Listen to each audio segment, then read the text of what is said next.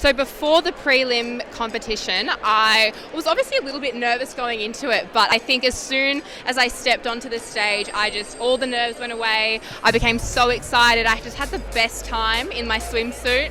And then when we did evening gown, I just felt amazing. I felt so confident, and the crowd really lifts you up. Hearing the cheers and everyone in the audience, it makes you feel, it gives you shivers, really, it does.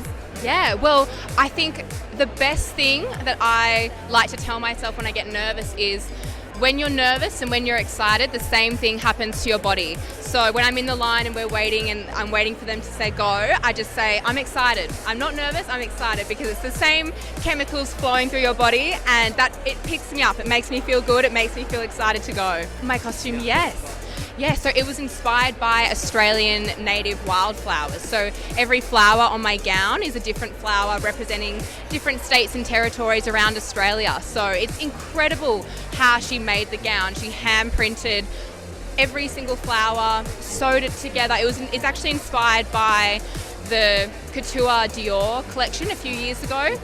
And it's amazing. I was so grateful to wear that gown. It was so beautiful. It's funny, I grew up being a competitive downhill ski racer and a track athlete.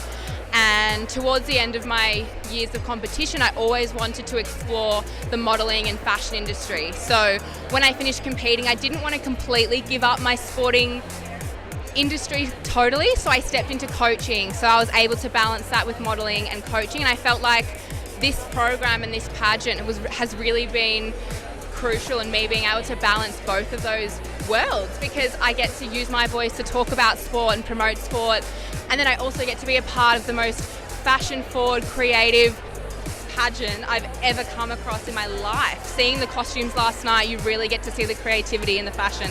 It's incredible.